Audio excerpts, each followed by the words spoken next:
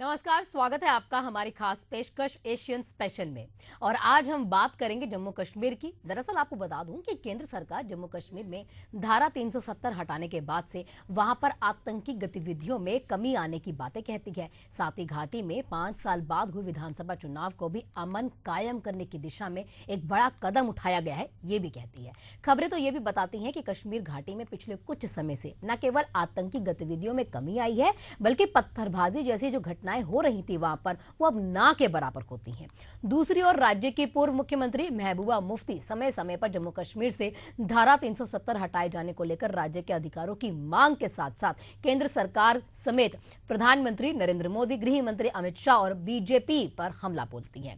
एक बार फिर से उन्होंने निशाना साधते हुए बीजेपी की तुलना पाकिस्तानी सेना से करती है। घाटी की सुरक्षा संबंधी बैठकों पर निशाना उन्होंने साधा है। तो चलिए शुरू करते हैं, आपको बताते हैं क्या कुछ इसमें खास है।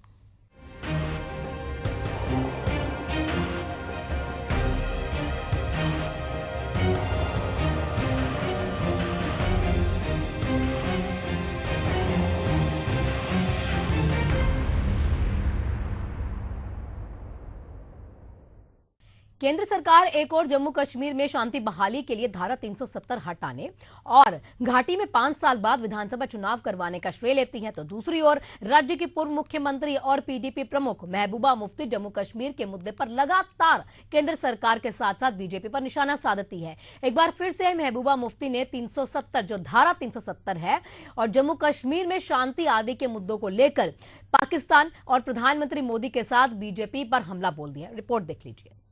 जम्मू कश्मीर से धारा 370 हटाने और केंद्र शासित प्रदेश का दर्जा देने के 5 साल बाद वहां विधानसभा चुनाव करवाए।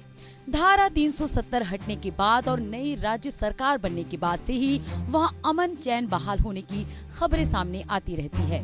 लेकिन दूसरी ओर राज्य की पूर्व सीएम महबूबा मुफ्ती इससे इत्तेफाक न रखते हुए केंद्र सरकार पर निशाना साधती रहती हैं।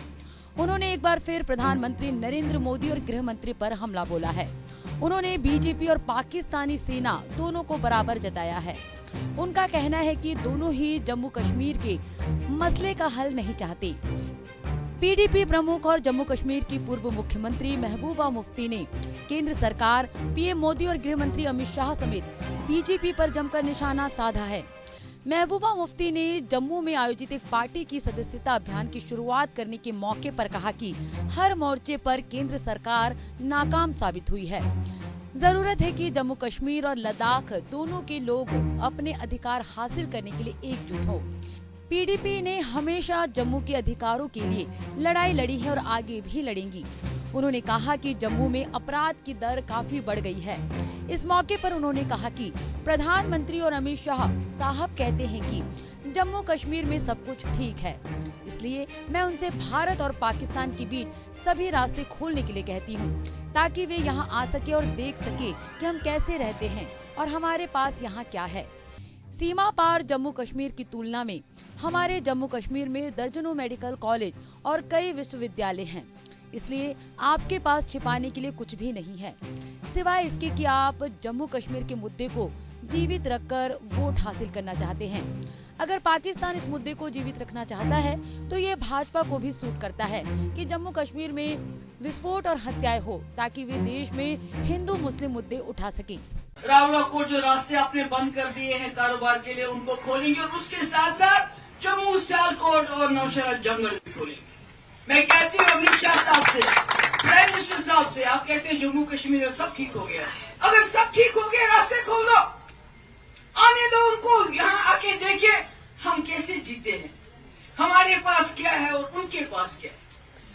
हमारे जम्मू कश्मीर में दर्जनों मेडिकल कॉलेज है। जो पार का जम्मू कश्मीर है उसमें मेरे ख्याल में मुश्किल से 1-2 मेडिकल कॉलेज है। हमारे यहाँ यूनिवर्सिटियों का जाल है, आके आपके पास छुपाने के लिए तो कुछ नहीं है। हाँ, ये जरूर है कि आप जम्मू कश्मीर की समस्या को जिंदा रख के पूरे मुल्क में वोट लेना चाहते हो हमेशा। जिस तरह पाकिस्तान में कहते थे कि जो वहां की एस्टैब्लिशमेंट या आर्मी है वो चाहती है जम्मू कश्मीर का मसला रहे ताकि उनकी इंपॉर्टेंस रहे। आज मुझे लगता है बीजेपी, जिसको एक वक्त में मुफ्ती साहब वाजपेयी जी के टाइम में कहते थे ये बड़ी कौम परस्त, बड़ी नेशनलिस्ट पार्टी है, क्योंकि वाजपेयी जी ने वो करके दिखाया जो किसी लीडर ने नहीं करा था। उसने मुशर्रफ जैसे जनरल को टेबल पे लाके उन चीजों के लिए आमादा किया जिससे जम्मू कश्मीर में अमन हुआ, शांति हुई। तो वही मैं कहती हूं कि अगर अब पाकिस्तान के लिए आर्मी लीडरशिप को सूट करता है जम्मू कश्मीर का मसला, तो मुझे लगता है कहीं ना कहीं शायद बीजेपी को भी ये रास आ गया है कि आज यहाँ ब्लास्ट हो, यहाँ कोई शहीद हो, वहाँ गोली चले, वहाँ कहीं शहीद हो, ताकि वो मुल्क के अंदर हिंदू मुस्लिम करने में ज्यादा कामयाब हो जाए। तो इसलिए मैं उम्मीद करती हूँ के साथियों से, क्या हमारे सीनियर जनरल सेक्रेटरी भी है, एडिशनल जनरल, आपने नासिर साहब को बोलने का मौका नहीं दिया, मुझे बड़ा बुरा लगा, क्योंकि सब बोले और इनको बोलने का मौका नहीं मिला। पूर्व मुख्यमंत्री ने धारा 370 का जिक्र करते हुए उपराज्यपाल की जम्मू और कश्मीर में की गई सुरक्षा समीक्षा बैठकों पर तंज कसते हुए कहा, दावा किया जा रहा है कि जम्मू कश्मीर में सब ठीक है। अगर सब कुछ ठीक है तो गृह मंत्री सुरक्षा समीक्षा की बैठक क्यों लेते हैं? अगर जम्मू कश्मीर में समस्या नहीं होती तो बैठकें भी नहीं होती। उन्होंने सुरक्षा बैठकों से फुर्सत मिले तो आम जनता के मसलों पर भी बैठक की जाए।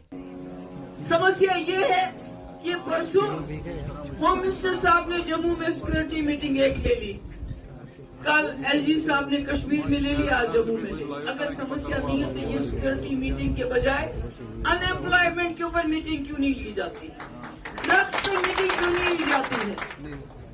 जो जम्मू में इतना क्राइम बढ़ गया है कि लोगों का जीना मुश्किल हो गया, उस पे कौन मीटिंग लेगा? क्योंकि आपको सिक्योरिटी से ही फुर्सत नहीं मिलती है। तो मैं अपने साथियों से और जम्मू के लोगों से कहना चाहती हूँ कि जम्मू कश्मीर की समस्या का समाधान तब तक नहीं हो सकता जब तक जम्मू कश्मीर लद्दाख के लोग एक ही सफे पे नहीं आएंगे। जब तक लद्दाखी बोलता था यूनियन टेरिटरी दो, मेरा मसला हल हो जाएगा, आज सबसे ज्यादा लद्दाख के लोग रो रहे हैं, क्योंकि जिस तरह यहाँ पर आप कुठवा की बात करते हैं कि सारी जमीन जो वहाँ इंडस्ट्री के नाम पे बाहर के लोगों को दिया है, वही हाल लेह में, जहाँ लद्दाख में जमीन बहुत वहाँ नहीं है, पानी की दिक्कत है, मगर वहाँ भी बड़े बड़े होटल वाले दूसरे तीसरे नामों पे वहाँ जमीन पे वो अपना जमावड़ा करना चाहते हैं। उन्होंने कहा कि कश्मीर की बात तो हर वक्त होती है, शायद इसके लिए कि यहाँ सख्ती बहुत है, तकलीफ बहुत है। अगर आज भी कश्मीर घाटी में कोई पत्ता हिलता है तो अमित शाह दिल्ली में बैठक बुलाते हैं। केंद्र सरकार के मन में चोर है, डर है कि जम्मू कश्मीर में लावा कभी भी फट सकता है।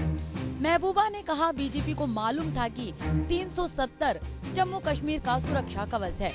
सुरक्षा कवच से जम्मू कश्मीर के लोगों की जमीन और नौकरी बचती थी। 2019 में बीजेपी ने सुरक्षा कवच भी लोगों से छीन लिया। कश्मीर की बात तो हर वक्त होती है, चाहे वो इसलिए भी होती है कि वहाँ सख्ती बहुत है, तकलीफ बहुत है, मगर उसके अलावा आज गवर्नर साहब आए हैं और सिक्योरिटी मीटिंग की है। मुझे नहीं मालूम इससे पहले कितनी सिक्योरिटी मीटिंग्स की हुई है, मगर जब भी कोई बड़ा डेलीगेशन होता है वो कहाँ जाता है? जम्मू आता है क्या? कोई आता है क्या? क्यों? क्योंकि कश्मीर समस्या है, इनको मालूम है। हमने 370 का जो हमारा सुरक्षा कवच था, यहाँ के डोगरे का, कश्मीरी का, गुज्जर का, पहाड़ी का, सरदार का, उसने हमारी जमीन को हमारे लिए बचाया, वो हमारी नौकरियों का हमारे लिए बचाता था, वो हमारी जबान को हमारे लिए बचाता था। इन्होंने 2019 में वो सुरक्षा कवच आप सबसे छीना, खाली कश्मीरियों से नहीं छीना, सबसे छीना। बता दें कि महबूबा मुफ्ती धारा 370 की मसले पर केंद्र सरकार पर लगातार हमला बोलती रहती हैं।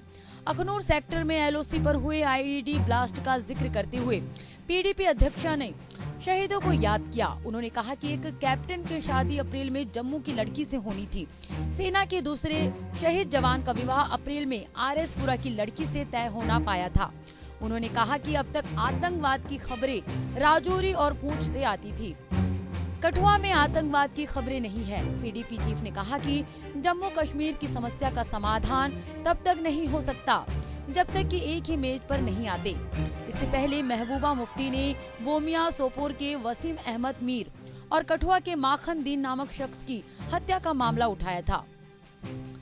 जिन्होंने जम्मू कश्मीर पुलिस द्वारा प्रताड़ित किए जाने का आरोप लगाते हुए अपनी जान दे दी थी। महबूबा ने जम्मू कश्मीर के मुख्यमंत्री उमर अब्दुल्ला पर गृह मंत्री अमित शाह के साथ अपनी बैठक में नागरिकों की हत्या का मुद्दा न उठाने के लिए निशाना साधा था। उन्होंने कहा, उमर साहब को गृह मंत्री के समक्ष 2 नागरिकों की हत्या का मुद्दा उठाना चाहिए था और इन हत्याओं में शामिल सेना और पुलिस कर्मियों के लिए सजा की मांग करनी चाहिए थी। 2 हादसे हुए, एक मुंबई सोपोर में वसीम मीर के साथ जिस तरह उसको निहत्ते आदमी को, एक ट्रक ड्राइवर गरीब है, जिस तरह उसको गोली मार दी गई और जो डॉक्टर ने भी बताया कि बहुत नजदीकी से उसको गोली मार दी गई। टायर की वजह से उसको गोली नहीं लगी बल्कि स्ट्रेट उसको गोली मार दी गई। और उसके बाद कठुआ बिलावर में जैसे मक्खन दीन को पुलिस हमारी रखवाली के लिए है, उसको इतना टॉर्चर किया कि वो खुदकुशी करने के लिए मजबूर हो गया। और ऐसे में इंसान को ये ख्याल था कि उमर साहब जब होम मिनिस्टर से मिलेंगे तो उनसे इन मसले के बारे में बात करेंगे, क्योंकि हम कहते हैं, जैसे वो खुद बार बार कहते हैं, होम मिनिस्टर साहब के जो एडवाइजर हैं, हमारे हाथ में कुछ नहीं है। मगर वो यहाँ के वजीर आला हैं, उनके पास 50 MLA हैं, उनके पास मेंबर पार्लियामेंट है, उनकी एक अथॉरिटी है। अगर PDP वाले होम मिनिस्टर से पूछना चाहें तो हम नहीं पूछ सकते, पर कि उमर साहब को चीफ मिनिस्टर अगर वो गए तो उनको वहाँ होम मिनिस्टर साहब से बात करनी चाहिए थी कि अगर जम्मू कश्मीर में आप कहते हैं हालात बिल्कुल ठीक ठाक हैं, मिलिटेंसी के साथ आप मुकाबला कर लीजिए, मगर जो आम लोग हैं, जो बेगुनाह लोग हैं, उनके साथ आर्मी की तरफ से किसी आर्मी के, मैं नहीं कहती सारी आर्मी खराब है, मगर अगर कोई गलती करता है उसकी निशानदेही होनी चाहिए, उसको सजा मिलनी चाहिए। उन्होंने कहा, जम्मू कश्मीर में आतंकवाद पाकिस्तान प्रायोजित है, जो पिछले 35 साल से यहाँ पनप रहा है। पाकिस्तान प्रायोजित इस आतंकवाद के कारण जम्मू कश्मीर को नुकसान उठाना पड़ा है। यहाँ पाकिस्तान और इस्लामाबाद के आतंकवादियों और अलगाववादियों के इशारे पर बम, बंदूकें और गोलियां फैलाई गई। इसे महबूबा मुफ्ती अच्छी तरह से जानती है। उनके इस बयान में भी साजिश है। वे जनता को गुमराह करने की कोशिश कर रही है। जम्मू कश्मीर के अंदर अमन शांति हमारी प्राथमिकता है। गौरतलब है कि जम्मू कश्मीर की पूर्व मुख्यमंत्री की महबूबा मुफ्ती की बेटी इल्तिजा ने 8 फरवरी को आरोप लगाया था कि उमर सरकार ने महबूबा और उन्हें घर में नजरबंद किया है। इस बीच 9 फरवरी को इल्तिजा पुलिस कस्टडी में कथित टॉर्चर के चलते सुसाइड करने वाले मक्खन दीन के परिवार से मुलाकात करने कठुआ के बिलावर पहुंची थी। आपको बता दें कि पिछले 6 साल में महबूबा मुफ्ती को 5 बार नजरबंद किया गया है। 6 साल में 5 बार महबूबा नजरबंद। 5 अगस्त 2019 370 हटने के बाद महबूबा को नेताओं के साथ हिरासत में लिया गया था। 7 सितंबर 2021 महबूबा ने दावा किया कि उन्हें घर में नजरबंद किया गया। 18 नवंबर 2021 प्रदर्शन के बाद महबूबा मुफ्ती को उनके आवास पर नजरबंद किया गया। 11 अक्टूबर 2023 राष्ट्रपति के दौरे के दौरान आरोप की घर से बाहर नहीं जाने दिया गया। 13 जुलाई 2024 शहीद दिवस के अवसर पर दावा किया कि उन्हें नजरबंद किया गया। बहरहाल महबूबा मुफ्ती के बयानों पर भाजपा ने महबूबा के बयान पर पलटवार करते हुए कहा कि कश्मीर के लोगों ने PDP को नकार दिया है। Bureau report, Asian news. PDP अध्यक्ष महबूबा मुफ्ती ने जम्मू कश्मीर को एक लाइलाज बीमारी कह दिया है और बीजेपी की तुलना पाकिस्तानी सेना से कर डाली है। उन्होंने कहा कि बीजेपी वोट बैंक की खातिर कश्मीर समस्या का समाधान करना ही नहीं चाहती।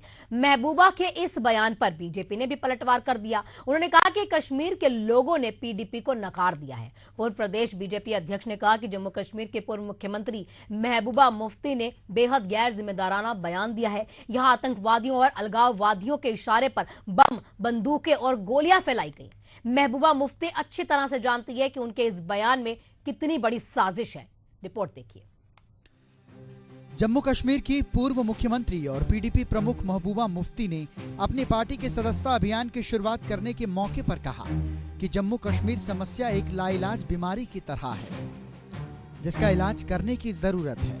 इसका इलाज तभी होगा जब आप लोगों के घाव पर मरहम लगाएंगे, और नियंत्रण रेखा के आर पार आने जाने वाले उन मार्गों को खोलेंगे जिन्हें भाजपा सरकार ने बंद कर दिया है। बता दें, साल 2019 में पुलवामा हमले के बाद केंद्र सरकार ने सलामाबाद, उड़ी, पुंछ के चक्कादाबाद और रावलाकोट मार्ग को व्यापार और यात्रा के लिए बंद कर दिया था। वहीं महबूबा मुफ्ती के बयान पर पलटवार करते हुए भाजपा के प्रदेश अध्यक्ष सत शर्मा ने कहा कि कश्मीर के हालात को बेहतर बनाने की भाजपा की नीति को लोगों का समर्थन मिल रहा है। अब कश्मीर में धरने, प्रदर्शन और पथराव नहीं हो रहे। हालात सुधरना पीडीपी जैसे कुछ राजनीतिक दलों को रास नहीं आ रहा। कश्मीर में पर्यटकों की भारी भीड़ का आना भी क्षेत्र में हालात के बेहतर होने का सबसे बड़ा सबूत है। कश्मीर के लोगों ने गुमराह करने वाली पार्टियों को नजरअंदाज कर मोदी सरकार की जन केंद्रित नीतियों से भविष्य को बेहतर बनाने की राह अपनाई है। जम्मू कश्मीर रेल मार्ग से देश के साथ जुड़ने जा रहा है। पार्टी ने सभी क्षेत्रों और धर्मों के लोगों का विश्वास जीता है, जो विपक्षी छल और नफरत की राजनीति पर विकास नीति को सही साबित करता है। उन्होंने कहा कि मोदी सरकार ने आतंकवादी और अलगाववादी गतिविधियों पर लगाम लगाने के साथ साथ जम्मू कश्मीर में भारी विकास किया। उन्होंने कहा कि लोगों ने भाजपा के निर्णायक नेतृत्व के कारण ही उस पर विश्वास जताया, जिससे क्षेत्र के सामाजिक, आर्थिक और राजनीतिक परिदृश्य में सुधार आया है। भाजपा अपनी जन केंद्रित नीतियों के कारण लोगों की पहली पसंद बन गई है और उन्हें इस पर अपार आशाएं और अपेक्षाएं हैं। उन्होंने कहा कि मोदी सरकार ने विकास की प्रगति के एक नए युग की शुरुआत की है। सत शर्मा ने कहा कि पीडीपी प्रधान इस सच्चाई को स्वीकार करें कि भाजपा ने जम्मू कश्मीर के लोगों के लिए वे काम किए जो पुरानी कोई सरकार नहीं कर पाई। उन्होंने सीमा पार से आतंकी गतिविधि चलाने वालों के लिए पाकिस्तान पर निशाना साधते हुए कहा कि जवानों की शहादत कभी बेकार नहीं जाएगी। देश भर में प्रधानमंत्री जी की नीतियों से प्रसन्न होकर लगातार से जम्मू कश्मीर में भी भारतीय जनता पार्टी के साथ लोग जो हैं वो जुड़ रहे हैं। पार्टी विद द डिफरेंस की जब हम लोग बात करते हैं तो ये भारतीय जनता पार्टी है जो देश के हित में पहले सोचती है, उसके बाद मेरी पॉलिटिकल पार्टी और उसके बाद मैं स्वयं। आज प्रधानमंत्री जी के कार्य, सबका एक मूल मंत्र, सबका साथ, सबका विकास, सबका विश्वास और सबका प्रयास, इस मूल मंत्र ने देश को जो है एक नई दिशा दी है।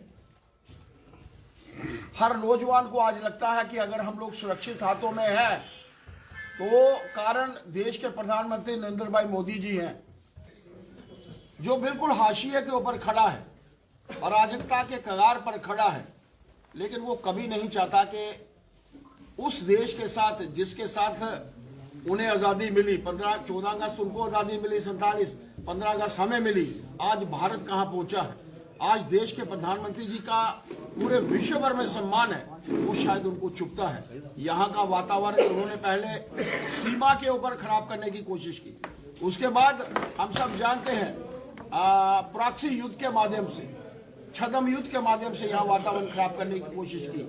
आपने कल देखा, परसों हमारे 2 नौजवान, कल मैं साथिया साहब के साथ उस नौजवान की, मुकेश सिंह, उनकी जो शहादत हुई थी, उनकी अंत्येष्टि में भी मैं वहां शामिल हुआ था। लेकिन आप समझ सकते हैं कि भारत शांति चाहता है, लेकिन ये लोग अशांति का वातावरण जो है बॉर्डर के ऊपर भी बना रहे हैं। और जिस तरीके से आईडीज उन्होंने वहां पर बॉर्डर क्रॉस करने के बाद उनके सैनिकों द्वारा रखी गई थी, आप समझ सकते हैं वो नहीं चाहते यहाँ का वातावरण ठीक बने। आपने देखा कल सीज फायरिंग का भी उल्लंघन हुआ और वहां उनको मुंह की खानी जो है वो पड़ी है। इन वीरों की शहादत कभी भी बेकार नहीं जाएगी। इस तरह बीजेपी की राष्ट्रीय कार्यकारिणी के सदस्य रविंद्र रैना ने पीडीपी अध्यक्ष से माफी की मांग की।